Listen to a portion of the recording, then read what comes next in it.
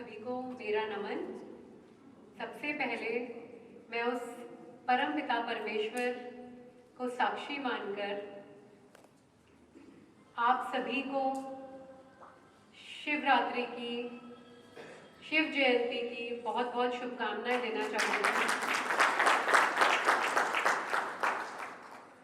इसके साथ आज जितने खूबसूरत तरीके से हमारी बहनों ने शिव के बारे में, उस परम पिता के बारे में, व उनसे जो रिलेटेड जो हमारी धार्मिक भावनाएं हैं, जो हमारे आध्यात्मिक तथ्य हैं जो उनसे जुड़े हुए हैं, बहुत खूबसूरती से उनके बारे में बात की।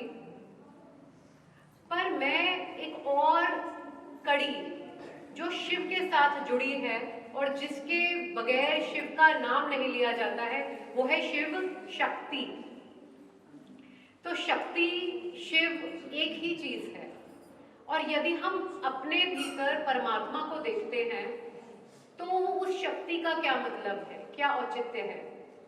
एक आयुर्वेदिक डॉक्टर होने के नाते आप सभी आत्मा को यदि हम शिव मानते हैं तो हम शरीर को भी शक्ति मान सकते हैं। तो यदि हमारी आत्मा पवित्र है, हमारा मन पवित्र है, पर हमारा जो शरीर है वो हमारे आत्मा और मन का साथ नहीं देता, तो आपको लगता है कि कहीं जो अच्छी डगर पर हम चलने के लिए उठे हैं, क्या हम चल पाएंगे। और ये जो शरीर है, जैसे कि हम जानते हैं, जैसे जैसे हमारा शरीर उम्र बढ़ती है वैसे वैसे ये शरीर साथ छोड़ता जाता है। क्या आप सभी इस बात से सहमत हैं? और आप सब ये भी जानते होंगे कि थोड़े ही समय पहले हमारे जो पूर्वज थे वो 60-60, 70-70 वर्ष में कितना कार्य कर लेते थे।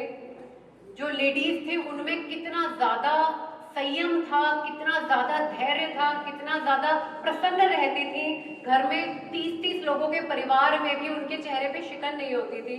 और आज हम लोगों का ये है कि हम 4 लोग भी आपस में मतभेद होने के कारण बड़े दुखी रहते हैं। तो इस चीज में हमारा जो सत्व है हमारे दिमाग का जो एक पॉजिटिव एस्पेक्ट है वो इन्वॉल्व है। और आप सभी जानते हैं, जैसा खाए अन्न वैसा रहे मन, जैसा पिए पानी वैसी होगी वाणी। तो ये जो पुरानी कहावत है ये आज भी उतनी ही सही है। जिस भी तरीके से आप सोचें, चाहे आप उसका आध्यात्मिक मूल्य मान लीजिए, जो हमारी बहनें बताती हैं कि आप ये खाएंगे तो आपके भीतर अच्छे पवित्र विचार आएंगे, चाहे दूसरा तरीका जो आयुर्वेद के बारे में बताऊंगी, और तीसरा तरीका जो साइंटिफिक, जो सारे शोध हो चुके हैं, जिन पे रिसर्चेस हो चुके हैं। तो तीनों तरीके से यदि हम एक ही निष्कर्ष पर पहुंच रहे हैं तो क्या आप मानना चाहेंगे कि वो बात बिल्कुल ही सही होगी।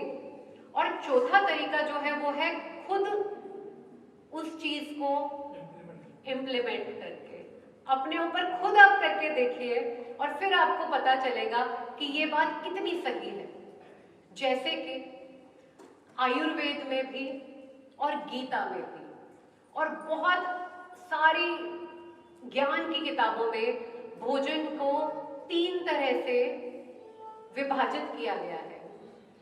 पहला है सात्विक भोजन, दूसरा है राजसिक भोजन, और तीसरा है तामसिक भोजन। तो क्या है सात्विक भोजन?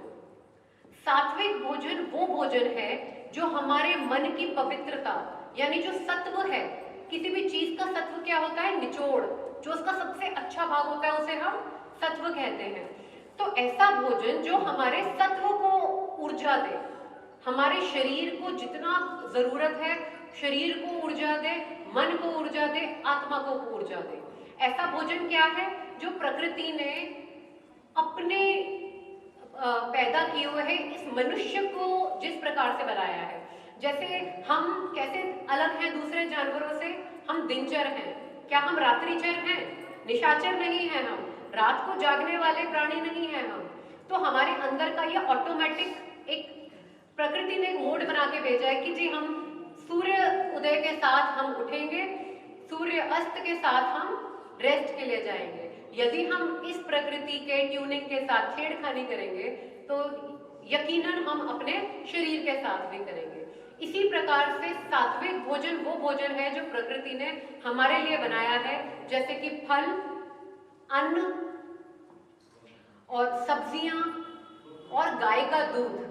क्योंकि हमने जिसको मां मान लिया तो क्या उसका दूध हमारे लिए अच्छा नहीं होगा?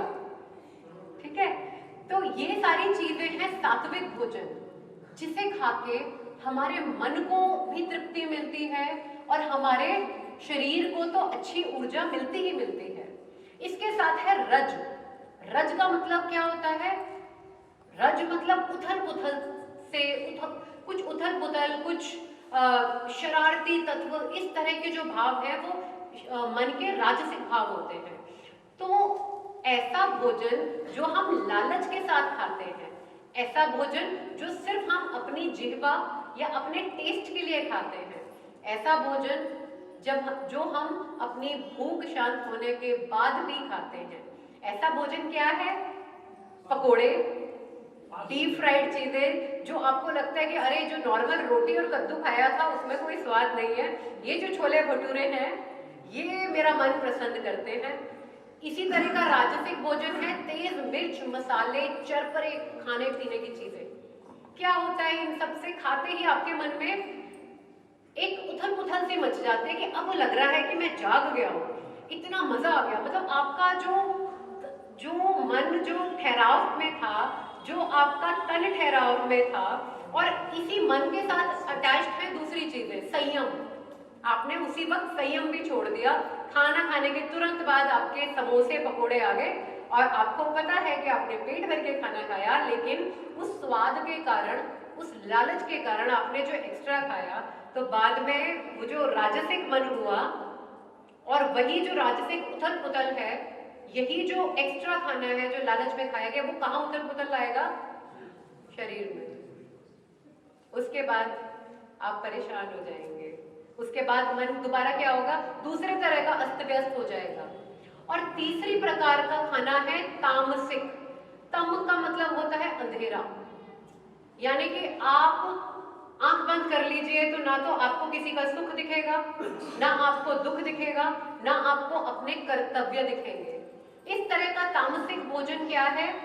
मांसाहार, मदिरा, नशे की सारी चीजें। क्या होता है नशा करते हैं तो आप अपने में ऐसे झूल जाते हैं कि आप नहीं देखते कि आपकी माताजी आपको बुला रही हैं, आप नहीं देखते कि आपके छोटे बच्चे आपको मदिरा पान करते हुए या नशा करते हुए देख रहे हैं। आप भूल जाते हैं कि जिस जीव को आप खा रहे हैं वो कितनी कठिनता से, कितने दुख से, कितने गुस्से से जब उसको काटा गया होगा, तो उसके मन भाव क्या रहे होंगे। अभी जो मैंने ये बताया ये सारा आयुर्वेदिक तथ्य है 3 प्रकार के भोजन का। अब आपको मैं लेटेस्ट रिसर्चेस के बारे में बताती हूँ कि क्या पाया गया है। आप जानते हैं जब हम खुश होते हैं तो हमारे अंदर जब टेस्ट किया जाता है तो अलग तरह के हॉर्मोन्स एक्टिव पाए जाते हैं। जो लोग अवसाद में होते हैं, डिप्रेसिव होते हैं, उनके आजकल हम लोग अलग हार्मोनल टेस्ट कराते हैं। 1000 रुपए का एक टेस्ट होता है कम से कम। उसमें क्या जो डिप्रेसिव हॉर्मोन्स हैं वो डिटेक्ट किए जाते हैं। तो ये पाया गया है स्टडीज में कि जिन जानवरों को काटा जाता है उनको पूर्वाभास तो हो ही जाता है कि हम भी कटेंगे, हमारे भाई बहन कट रहे हैं रोज तो हम भी कटेंगे। उस टेंशन में उनके अंदर जो हॉर्मोन्स उत्पन्न होते हैं वो डेफिनेटली हमारे भीतर भी जाते हैं और हमारे मन में और हमारे शरीर में उथल पुथल पैदा करते हैं। This is a scientific research. जैसे कि आजकल जो हम ऑक्सीटोसिन के जो इंजेक्शन पहले माँ को लगाए जाते थे जिसका दूध नहीं उतरता था, आजकल भैंसों को लगाया जाता है उनकी दूध की पैदावार बढ़ाने के लिए। यही जो हॉर्मोन्स हैं ये हमारे बच्चों में इतनी सारी एलर्जीज, क्या आपने कभी पहले सुनी थी कि ये बच्चे को इतनी ज्यादा एस्थमा है, बचपन से ही एस्थमा है, बहुत जल्दी सांस की तकलीफ, छोटे छोटे बच्चों को इनहेलर्स, स्किन की एलर्जीज, ये क्यों हो रही है? क्योंकि क्या एक छोटे शिशु में उसकी माँ भी वही दूध पी रही है, छोटा बच्चा बड़ा होता रहता है, वो वही सारे हॉर्मोन्स ले रहा है। तो ये जो सारी हम प्रकृति के साथ गड़बड़ कर रहे हैं, जब भी हम कभी मांसाहार खाते हैं तो डेफिनेटली वो जो नेगेटिविटीज हैं वो हमारे भीतर आ रही है। मांसाहार का एक बहुत बड़ा जो एग्जाम्पल है वो ये है जो हम आज लगा के घूम रहे हैं। क्या आप सभी मेरी बात से सहमत हैं? परेशान हो गए हैं हम। किसी ने मांसाहार किया और वो कहां पे पूरी सृष्टि को हिला के रख दिया। तो बहनों और भाइयों, देखिए, हम कोई सही और गलत की बात नहीं कर रहे यहाँ पे हम ऐसा ज्ञान बांट रहे हैं, हम ऐसी बातें, हम सब एक ऐसी चर्चा में हैं कि हम हमारे भीतर जो हमारे पहले से जो ज्ञान की बातें हैं, हम उनमें कुछ और एडिशन करके छोटे छोटे कदम लेंगे स्वास्थ्य की ओर, शिव की ओर, शक्ति की ओर। ये बात है सात्विक भोजन की। अब एक दूसरी चीज जिसके बारे में बहुत बात होती है हमारी दादी नानी के टाइम से, वो है उपवास।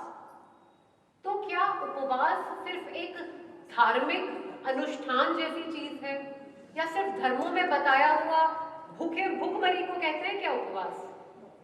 या किसी भगवान के लिए यदि आप भूखे मर रहे हैं इसको श्रद्धा कहते हैं?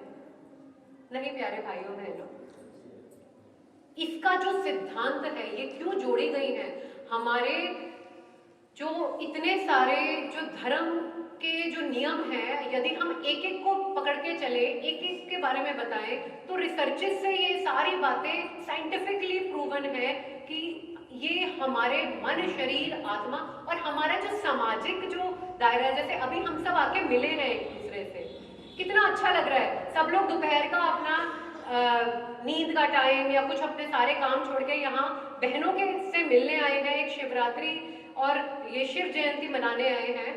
तो ये जो एक जज्बा है, ये हमारे धार्मिक जो गुरु थे उन सबने सोच के बनाया। क्यों उपवास क्यों करना चाहिए?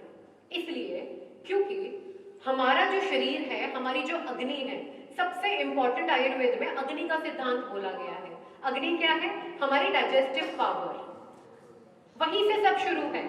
जो हम खाते हैं वैसे ही हम बढ़ते हैं, वही उसी प्रकार का हमारा शरीर होता है, उसी प्रकार के हमारे कर्म होते हैं। ये सारी बातें हमने की, लेकिन कहीं ना कहीं हम इस शरीर को जो लगातार चले जा रहा है उसको हम रेस्ट नहीं दे पा रहे हैं।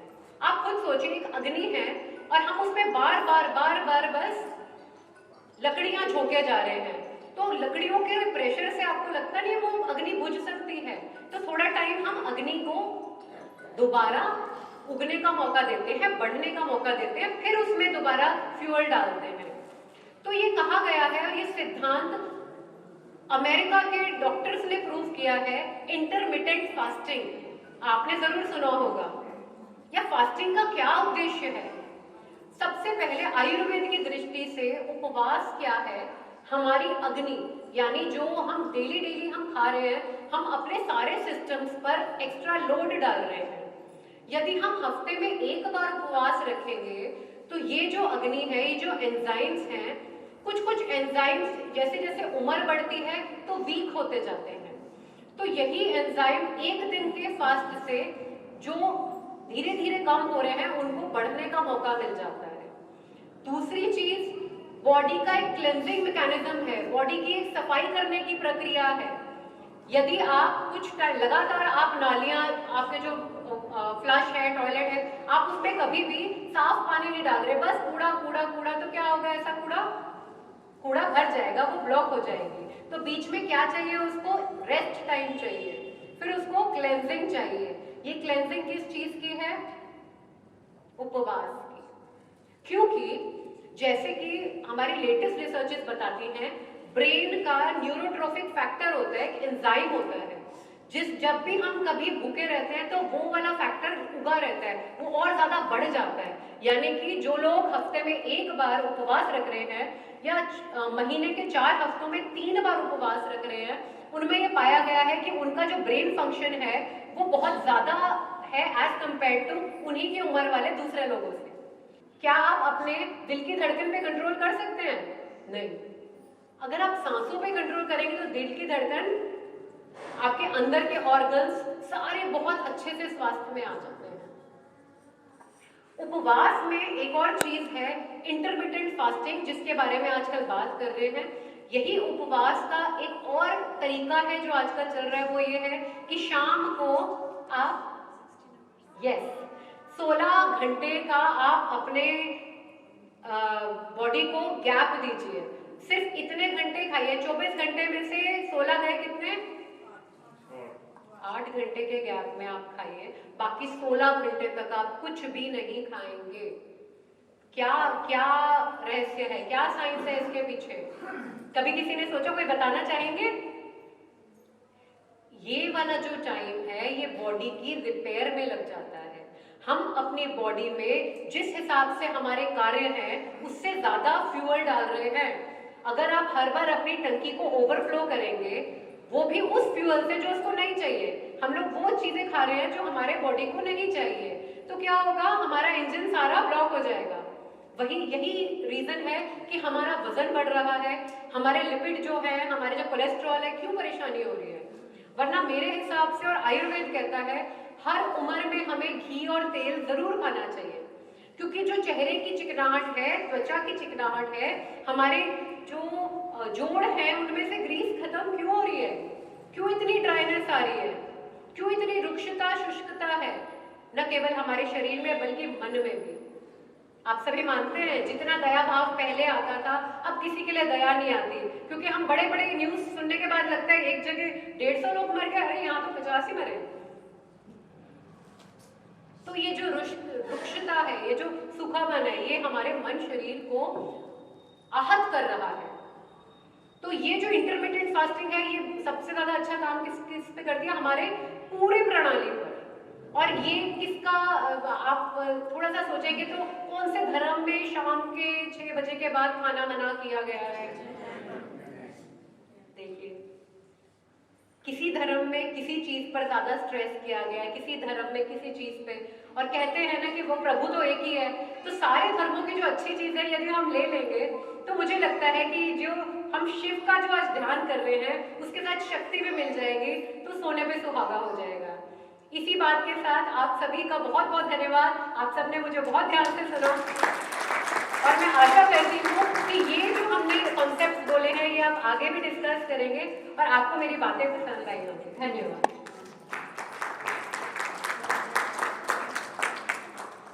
बहुत अच्छा, एक और बार ताली हो जाए इनके लिए। अब मैं आमंत्रित करूंगी ब्रह्मा कुमारी शैली बहन जी को, जो हमें सबको प्रेरणा देने के लिए यहाँ उपस्थित हुई है। ओम शांति। सर्वशक्तिमान, प्यार के सागर, सर्व के सद्गति दाता, परमपिता परमात्मा की हीरे तुल्य शिव जयंती अर्थात महाशिवरात्रि, जो वैसे तो 11 तारीख को है, लेकिन आज उसी के उपलक्ष्य में हमने यहाँ पर प्रोग्राम आयोजित किया है। सो इन एडवांस आप सभी को इस महाशिवरात्रि पर्व की बहुत बहुत बधाई। आज की सभा में आप सभी जो भाई बहनें उपस्थित हैं, प्रोग्राम की शुरुआत से लेकर बहुत सुंदर बातें सुन रहे हैं।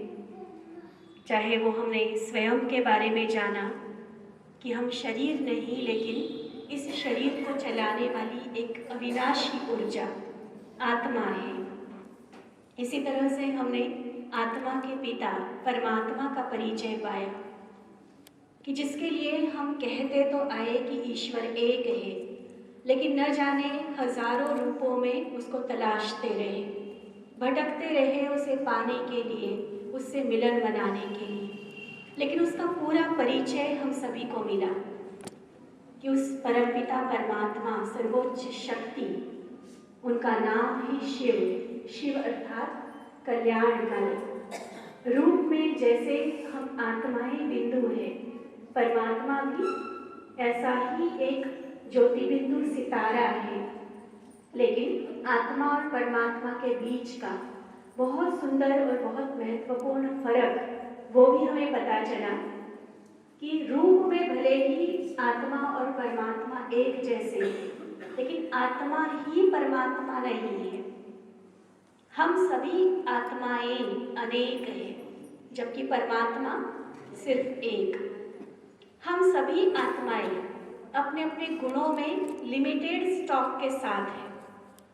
प्रेम, शांति, सुख, आनंद, शक्ति, हर एक के पास एक पर्टिकुलर स्टॉक है, जबकि परमात्मा को इन सभी क्वालिटीज़ का, सभी पावर्स का सागर कहा गया। सागर अर्थात जो अनलिमिटेड है। और एक सबसे महत्वपूर्ण फर्क कि हम सभी आत्माएं बार बार जन्म और मरण में अर्थात पुनर्जन्म के चक्र में आती है, जबकि परमात्मा जिसे अजन्मा, अकर्ता, अभोक्ता कहा गया, वो इस संसार में एक ही बार अवतरित होते हैं और उस अवतरण का समय अभी चल रहा है। परमात्मा के उसी अवतरण का यादगार पर्व महाशिवरात्रि है। कितनी सुंदर खुशखबरी आपको रानीत्री ने सुनाई कि अभी वो समय चल रहा है जब परमात्मा के कर्तव्य का समय है, जब परमात्मा स्वयं इस धरती पर आकर इस संसार में अधर्म का विनाश और सद्धर्म की स्थापना का कार्य करते हैं। और हम सभी को ये बातें ज़रूर स्पष्ट हुई हैं कि वह कार्य करने के लिए परमात्मा हमें कोई जादू मंत्र नहीं देते हैं। ऐसा नहीं है कि कोई छड़ी घुमा दी और दुनिया बदल गई, संसार की बुराई मिट गई। नहीं, इस संसार का परिवर्तन करने के लिए, हमारे जीवन में सुख और शांति को वापस लाने के लिए वो हमें सत्य ज्ञान देते हैं। ऐसा सत्य ज्ञान जिसमें हमें अपना परिचय भी मिले, परमात्मा के साथ भी हमारा संबंध जुटे और साथ साथ हमें जीवन जीने की कला वो सिखाते हैं, जिसे दूसरे शब्दों में हम कर्म फिलॉसफी बोलते हैं। अभी हमारी मीठी बहन डॉक्टर समीधा जी जो बातें हमारे सामने रख रहे थे, ये कर्म फिलॉसफी का ही एक हिस्सा है। जीवन जीने की वो कला है। जीवन हमें परमात्मा ने दिया, लेकिन उसे जीना किस तरीके से है। प्रकृति ने हमें यह शरीर दिया, लेकिन इस शरीर को चलाना कैसे है, यह भी एक कला है। कई बार जब हम बात करते हैं ब्रह्मा कुमारीज में आकर ज्ञान सुनने की, मेडिटेशन तो बहुत लोग पसंद करते हैं, सीखना भी चाहते हैं, आते भी हैं, लेकिन जब कभी उनको ये बातें पता चलती हैं, कई बार आने से भी पहले, कि वहाँ जाएंगे तो तामसिक भोजन छोड़ना पड़ेगा, वो पहले ही कदम पीछे कर लेते हैं। और आज आप सभी ने आयुर्वेद के हिसाब से जो संसार का सबसे बड़ा हेल्थ के लिए शास्त्र माना गया है, आयुर्वेद के हिसाब से और मॉडर्न साइंटिफिक रिसर्च के हिसाब से भी समझा कि ब्रह्मा कुमारीज के द्वारा कही जाने वाली बातें ऐसे ही वेग नहीं है, या किसी धर्म का ठप्पा आपके ऊपर लगाने के लिए ये शिक्षाएं या नियम नहीं बताए जाते हैं। माइंड, बॉडी एंड सोल, मन, शरीर और आत्मा, तीनों के लिए जो फायदेमंद चीज़ें हैं, वही परमात्मा ने हम सभी को बताई है। आज ब्रह्मा कुमारी संस्था संसार के 140 देशों में हर धर्म, हर वर्ग, हर आयु और हर तरह के लोगों को साथ लेकर जो चल रही है। हमारे मानव स्वभाव की 3 बातें बताई जाती है। एक होती है प्रकृति, एक संस्कृति और एक विकृति। अगर मैं खा रही हूँ भोजन और मैं भोजन खा रही हूँ क्योंकि मुझे भूख लगी है, यह प्रकृति है, ये नेचर है मेरी।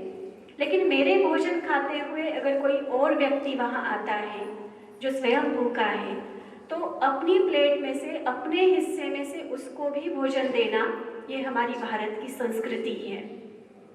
लेकिन आज हम देखते हैं कि हम दूसरे की थाली का निवाला छीनने के लिए ज़्यादा तैयार रहते हैं, और ये विकृति है। या भूख से अधिक खाना, यह भी विकृति है।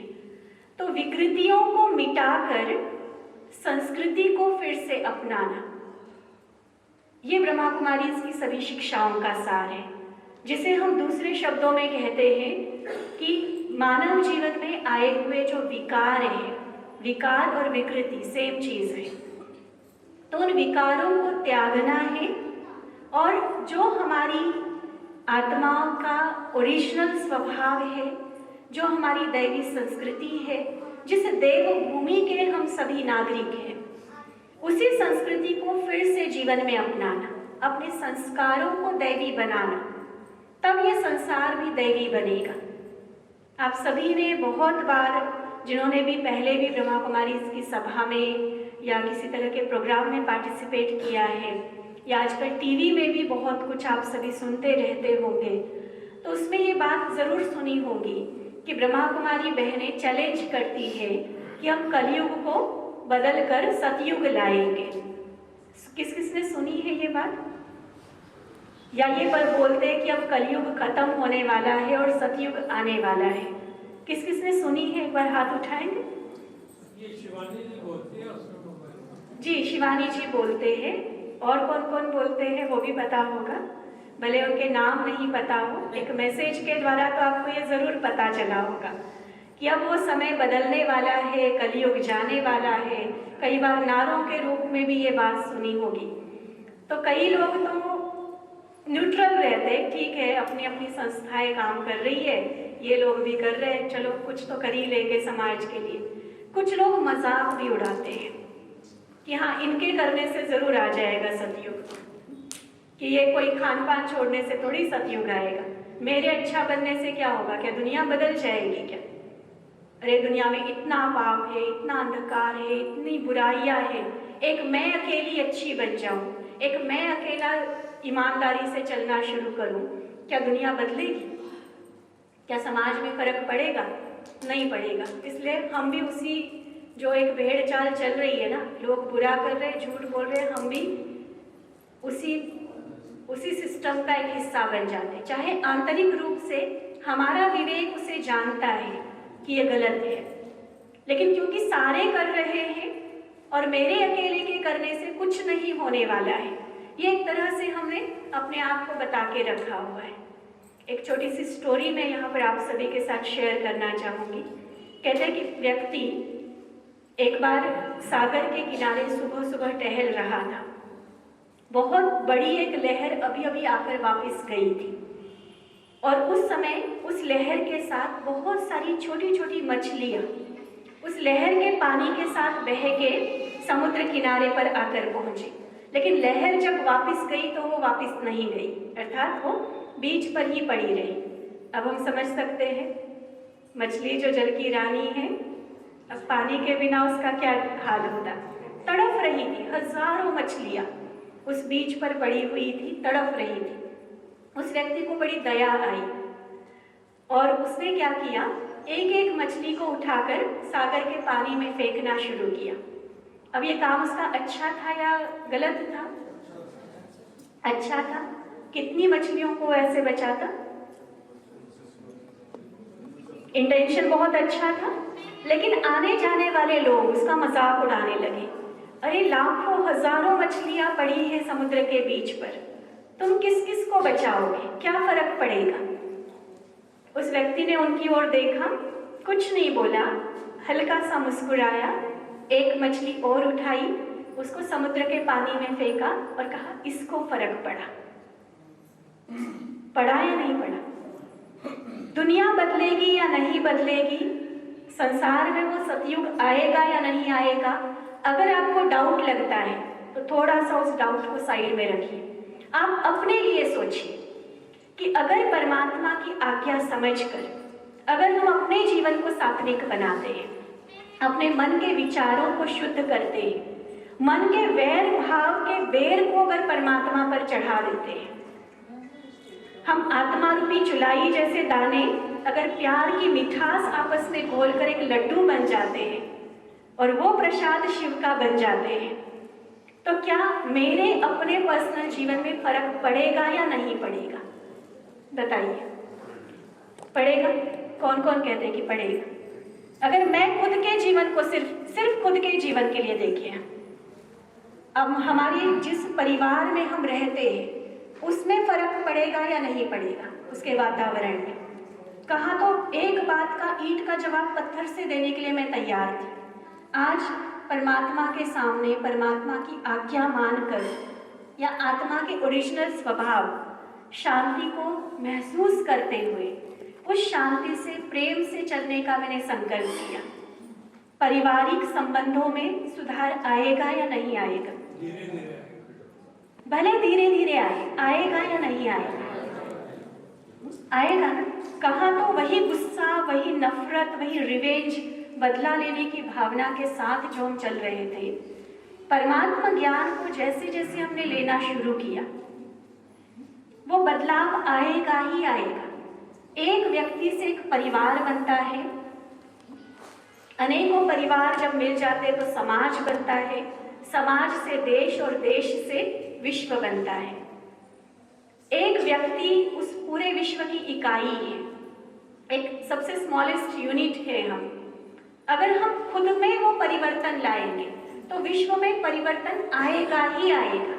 लेकिन गलती हम कहाँ करते हैं कि मेरे अकेले के बदलने से दुनिया कहाँ बदलने वाली, लेकिन मूल तो मैं ही हूँ ना।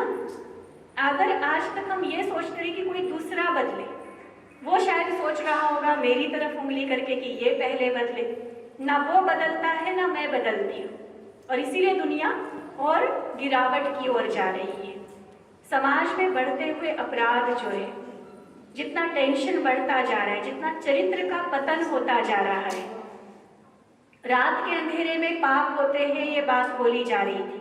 आज दिन भर दिन के उजाले में ऐसे ऐसे कारनामे हो रहे, ऐसे ऐसे स्कैंडल्स हो रहे हैं जिसकी बात करना भी हम इस पवित्र मंच से अच्छा नहीं समझते हैं। ऐसे समय पर आवश्यकता होती है परमात्मा शक्ति की। अपने अपने हिसाब से, अपने अपनी शक्ति से हमने कोशिशें कर ली, लेकिन आज जो सुधार की आवश्यकता है वो पूरे विश्व की सुधार की जरूरत है। और वो कहाँ सुधरना है, कैसे सुधरना है, शायद हम अच्छे और बुरे की डेफिनेशन तक भूलते जा रहे हैं। कितने सारे बुरे कर्मों को भी आज हम अच्छा या लाइफ का पार्ट मानकर चल रहे हैं। और ऐसे समय पर फिर परमात्मा को आने की आवश्यकता है, जो उन्होंने वचन दिया था कि यदा यदा ही धर्मस्य ग्लानिर्भवति भारत अभ्युत्थानं धर्मस्य तदात्मानं सृजामि। तो जब जब संसार में धर्म की हानि होती है तब संसार में परमात्मा को आना पड़ता है। हम कहते हैं कि महाभारत काल में परमात्मा आए थे, कहते तब क्या हुआ था? एक द्रौपदी की साड़ी को हाथ लगाया गया था, एक परिवार में पांडव और कौरव भाई भाई में झगड़ा हुआ था। ठीक है, आज के संसार का चित्र हमारे सामने क्या है? आज एक द्रौपदी है क्या? एक रावण है? आज क्या है? उसको तो सिर्फ साड़ी को हाथ लगाया गया था, आगे नहीं हुआ था कुछ। और आज आगे किस हद तक इंसान पहुंच रहा है, जिसको इंसान कहना भी शायद इंसान के लिए लज्जा की बात होती है। पांडव कौरवों की अगर लड़ाई हुई थी तो वो शायद सारे भारतवर्ष के राज्य के लिए हुई थी। आज एक गज जमीन के पीछे भी इंसान अपने रिश्तों का खून करने के लिए तैयार है। तो आप क्या सोचते हैं, अगर उस समय महाभारत काल में भगवान आए थे तो आज आना चाहिए या नहीं आना चाहिए? कौन कौन सोचते हैं आना चाहिए? और फिर आएंगे तो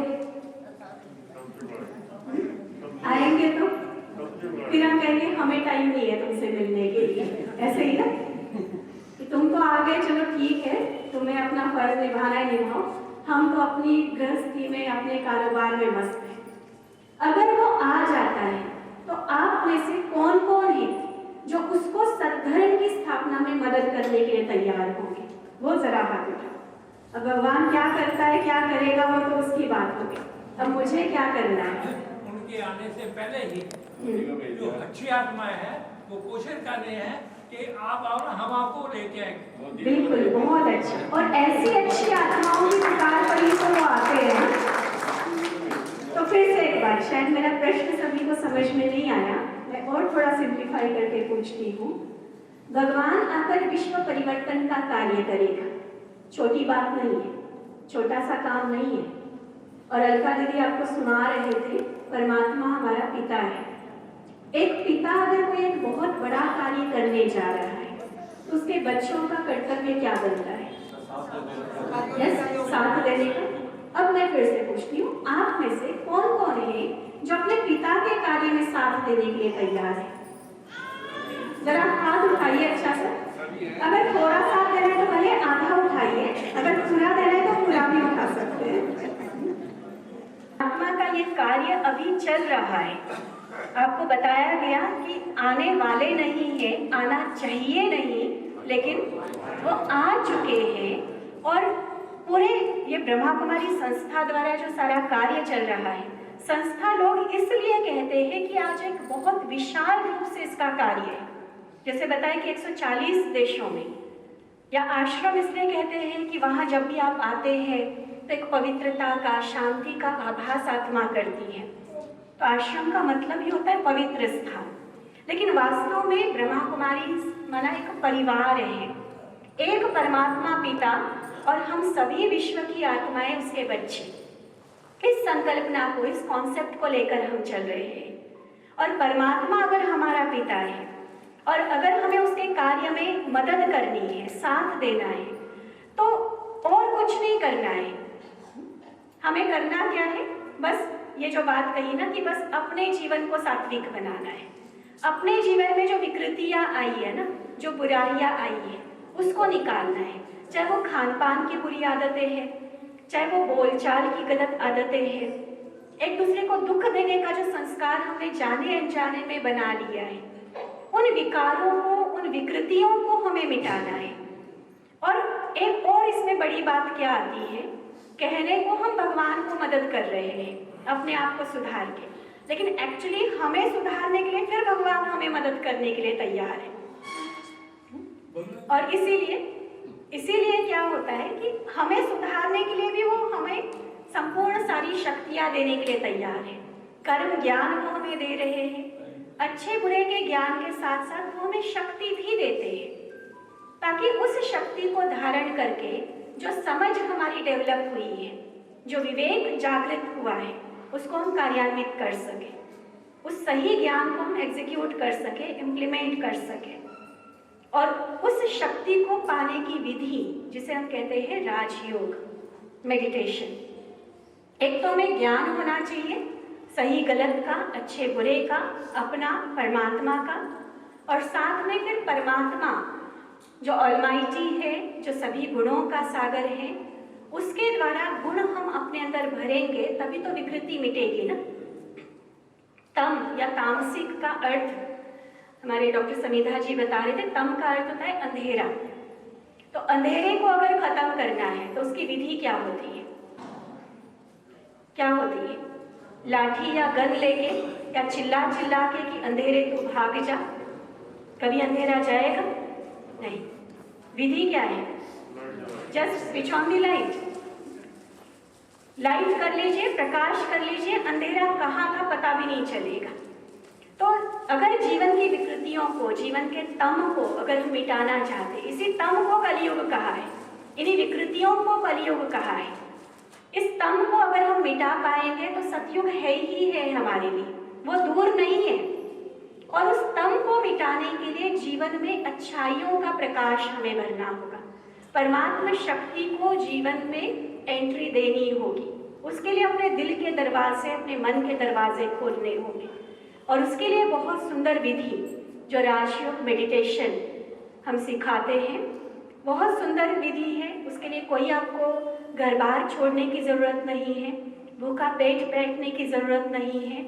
जिस भी समय, जिस भी स्थान पर आपको संभव लगता है, सहज लगता है, वैसे पोस्चर में बैठकर आप मेडिटेशन कर सकते हैं। शरीर को थोड़ा सा सीधा करके हम बैठ सकते हैं ताकि मन भी एकाग्र हो जाए। और मेन है कि मन का परमात्मा के साथ कनेक्शन है। राजयोग या मेडिटेशन, इसका अर्थ ही होता है आत्मा का परमात्मा के साथ एक प्यार भरा संबंध, मिलन है परमात्मा के साथ। और उसके लिए हमें मन की तार को परमात्मा से जोड़ना है। मन में बहुत सुंदर विचार उत्पन्न करते हुए सबसे पहले मैं जो हूँ ओरिजिनली, शरीर नहीं, आत्मा। तो आत्मा स्वरूप पर हम अपने आप को एकाग्र करते हैं और फिर उतना ही प्रेम से, शांत मन से हम परमात्मा को अपने सम्मुख, अपने साथ महसूस करते हैं और ऐसा अनुभव करते हैं कि जब वो मेरे साथ है तो उसके सर्व शक्तियों का प्रकाश, उसके दिव्य गुणों का प्रकाश मुझ पर बरस रहा है।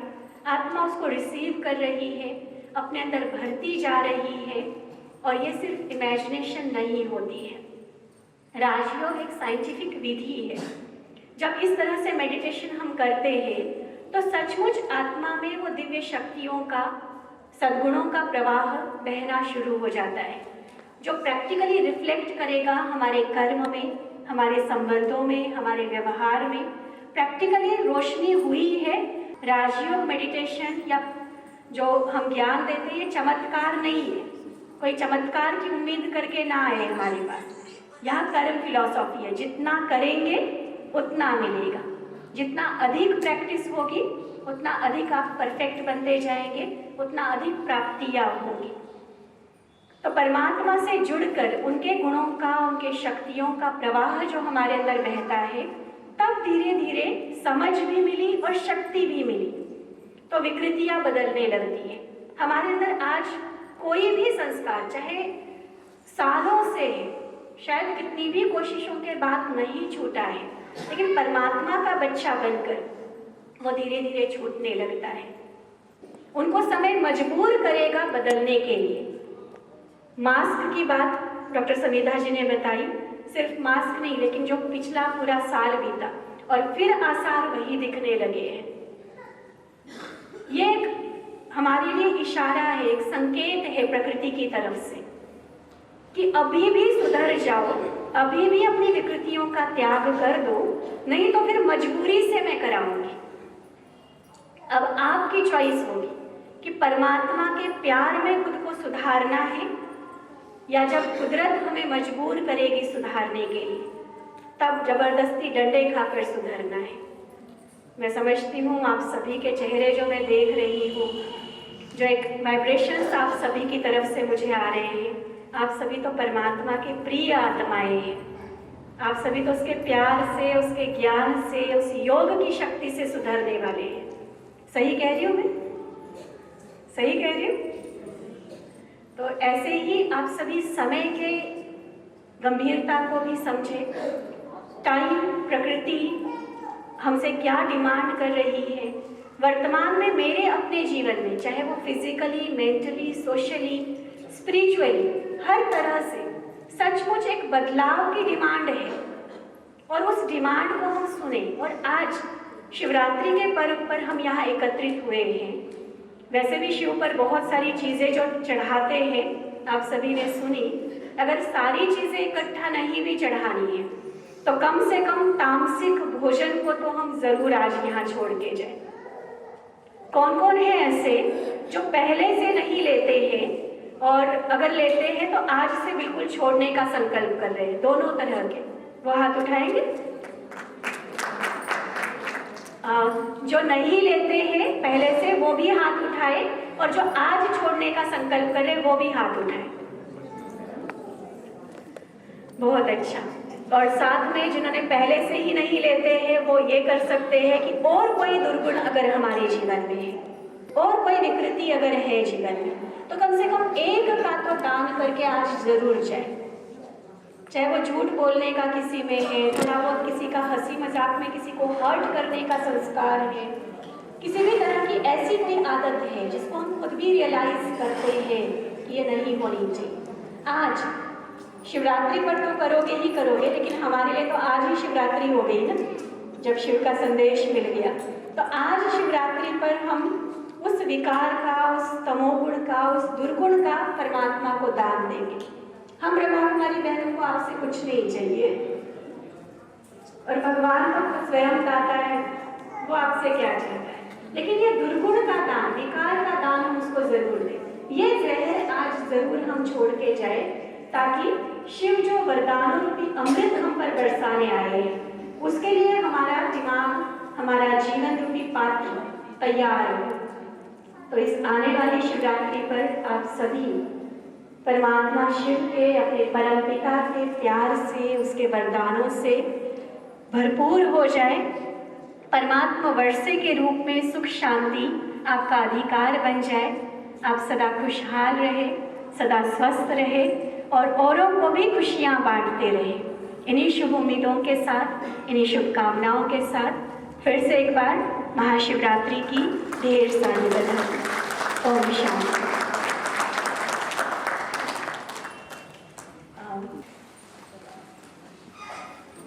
ऐसे तो जब सिस्टमैटिक वे में ब्रह्मा कुमारीज में आकर ये फ्री कोर्सेज होते हैं, इसको जब आप सीखेंगे तो बहुत अच्छे से आप कर पाएंगे। ऑनलाइन और टीवी पर भी बहुत कुछ इसका अवेलेबल है।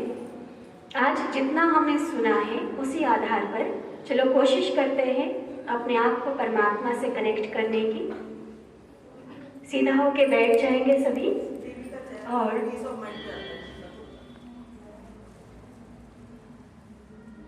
क्योंकि मेडिटेशन एक विचारों की श्रृंखला है जिसके आधार पर हमने अपने आप को परमात्मा से जोड़ना है। मैं विचार वो आपको बोल कर देती जाऊंगी, आपको उसको बोलना नहीं है, मन में रिवाइज करते हुए उसको महसूस करना है। एकाग्र होकर बैठ जाए। कुछ देर के लिए ऐसा समझे इस हॉल में मैं अकेला,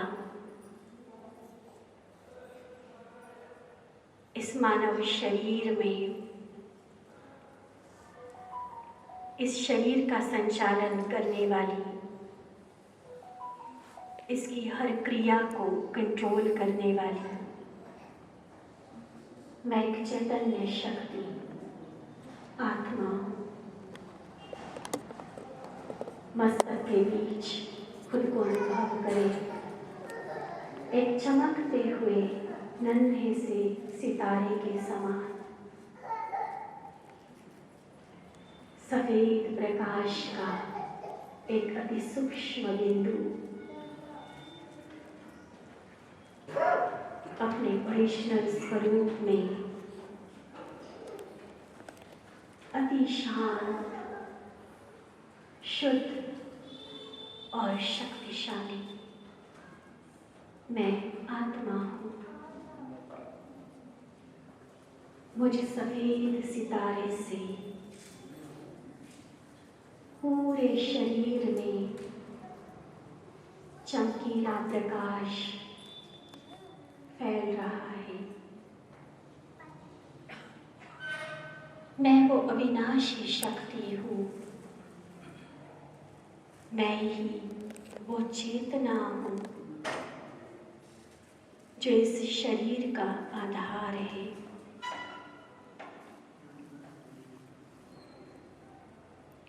धीरे धीरे अपने मन के विचारों को मैं परमात्मा से जोड़ती हूँ। दूर नीले गगन के पार ब्रह्मलोक का वो निवासी पार ब्रह्म परमेश्वर सत्यम शिवम सुंदरम मेरे परम पिता आज मुझसे मिलने के लिए अपना निज धाम छोड़ इस सभा में आ रहे हैं। देखे मन की आंखों से वह सबसे सुंदर परम तेजस्वी सितारा अपनी अनंत किरणें फैलाता हुआ इस संसार में आ रहा है। आ गया वो मेरे सामने। उनके सुनहरी किरणों के शॉवर के नीचे स्वयं को महसूस करें।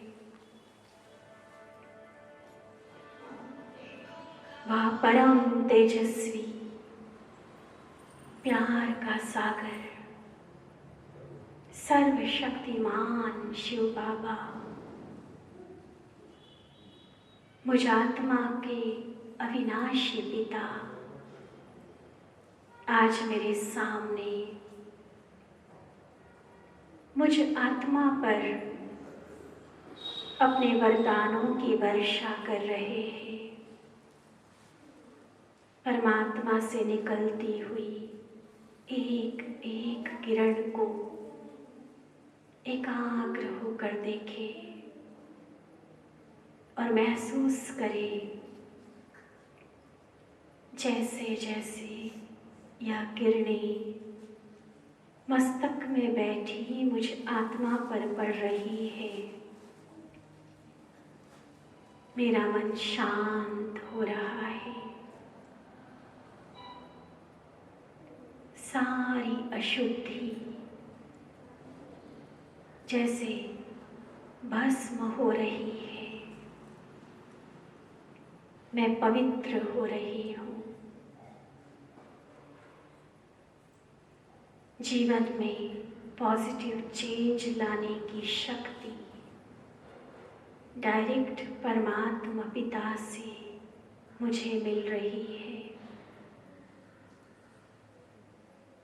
मैं सक्षम हूँ, शक्तिशाली हूँ।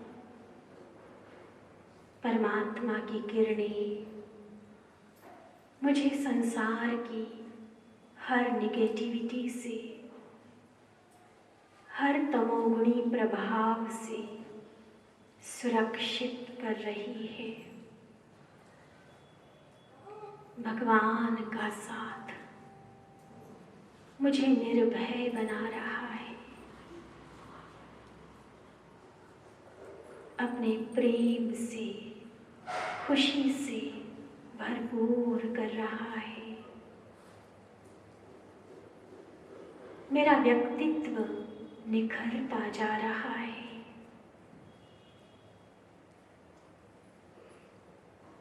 दैवी संस्कारों से,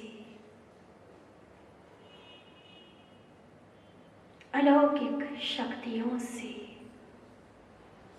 मेरा श्रृंगार हो रहा है।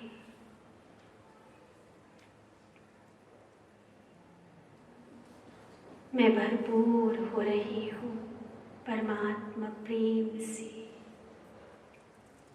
असीम शांति से, अपार शक्तियों से।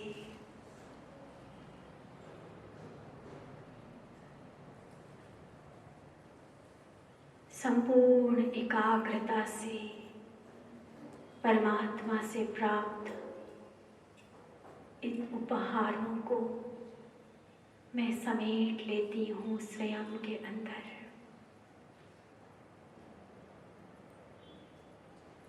और मन ही मन एक संकल्प, एक प्रतिज्ञा करती हूँ भगवान से कि मैं आपकी संतान, आपका प्रिय बच्चा, अब मुझे स्वयं को श्रेष्ठ बनाना है, जीवन को सात्विक और पवित्र बनाना है।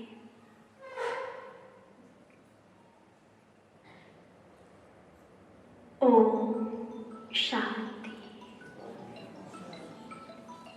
ओम शांति।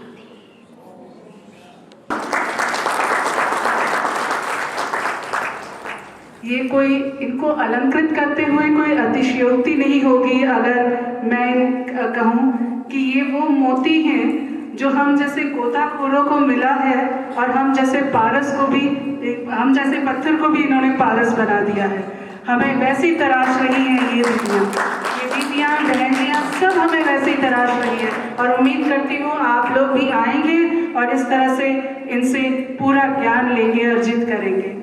और अगर मैं हमारी दीदी की बात कहूँ, शैली बहन जी की बात कहूँ, तो उन्होंने पूरे देश में इतने मोटिवेशनल अपने स्पीचेस दिए हैं, इतनी प्रेरणादायक, इतने सारे लोगों को, वर्गों को, अलग अलग वर्गों के लोगों को, टीचर्स को, स्टूडेंट्स को, लॉयर्स को इतने ज़्यादा जोड़ा है कि आज हमारे बहुत सारे ऐसे संस्था के साथ जुड़ गए हैं इन्हीं के कारण से, इन्हीं के प्रेरणादायक शब्दों से जो आज आपने सामने सुना है। तो बहुत बहुत धन्यवाद दीदी जी।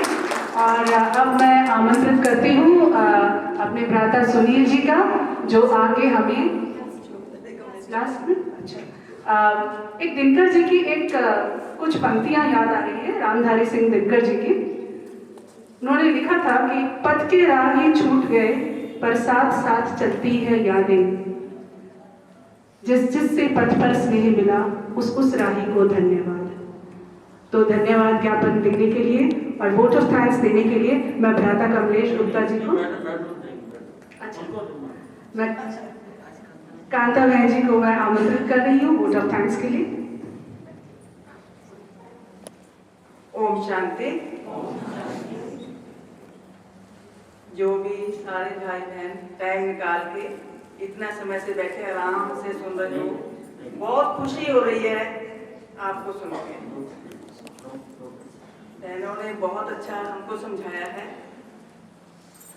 तो सब ने बड़े आराम से बहुत प्यार से सुना है, इसलिए इतने भी भाई बहन आए सबका मैं धन्यवाद करती हूँ।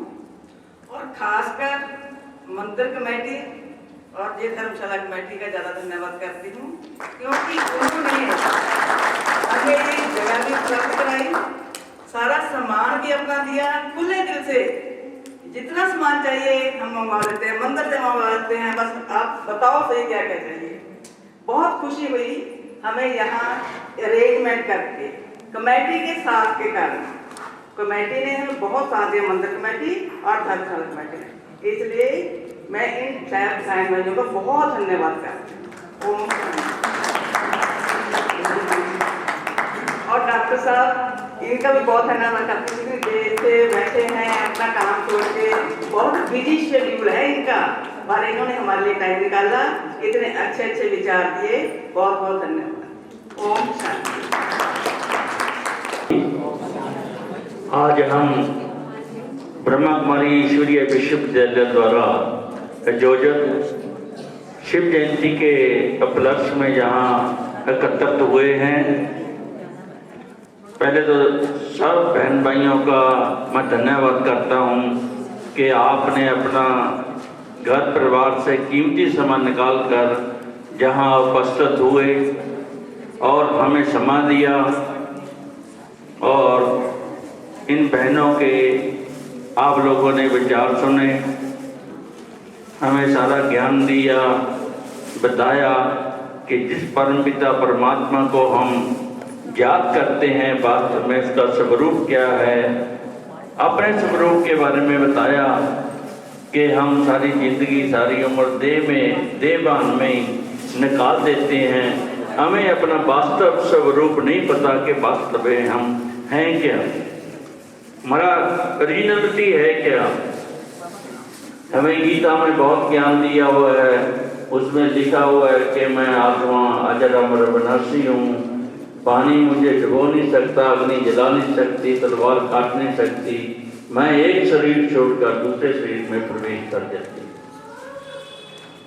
जब अर्जुन को कृष्ण जी ने इसका साक्षात्कार कराया, उन्हें अर्जुन ने कहा कि मुझे भगवान साक्षात्कार कराओ कि आप कहाँ रहने वाले हो, आपका वास्तव स्वरूप क्या है।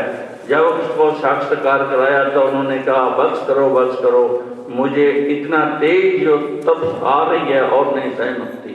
तो उनको परम धाम का साक्षात्कार कराया।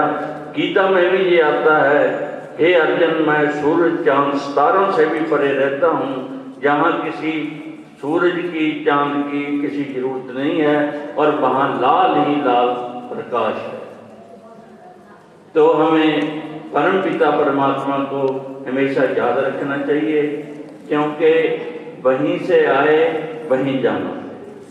ये हमें ध्यान में रहना चाहिए कि हमने जाना भी है और भगवान ने हमें भेजा है और उसी के पास जाना है, और अगला जो जन्म है हमें अपने कर्मों के हिसाब से मिलना है। जीवन में हमें एक चीज जरूर निश्चय कर लेनी चाहिए कि हमें अच्छे कर्म करने चाहिए। यही सबसे बड़ी कमाई है, सबसे बड़ी कमाई यही है। अच्छे कर्म करोगे, अच्छी सोच रखोगे, किसी का बुरा नहीं सोचोगे, भी करना तो बहुत दूर की बात है, करना तो बहुत बड़ा पाप है, सोचना भी पाप है, किसी का बुरा सोचना भी पाप है। वो हमारे पाप के खाते में जमा हो जाता है जब हम किसी का बुरा सोचते हैं। तो हमें अपनी जिंदगी बहुत खुशी से, बहुत अच्छे उससे निभानी चाहिए और हमेशा एक बात याद करनी चाहिए कि हमें परमपिता परमात्मा को हमेशा याद रखना चाहिए, उसको नहीं भूलना चाहिए। जो प्राणी निस दिन बजे रूप राम तह जान, जो प्राणी निस दिन बजे, जो परमात्मा को हर रोज जानता है तो वो रूप भगवान का रूप ही होता है। ठीक, फिर प्राणी के उसमें कोई, भगवान के उसमें कोई अंतर नहीं होता। तो इसलिए हमेशा अमृत बेला सच नाव बड़े विचार, अमृत बेले उठो। हमारी संस्था भी यही कहती है कि अमृत बेले उठो, भगवान को याद करो, नेक कमाई करो, जीवन में हमेशा खुश रहोगे। ओम शांति।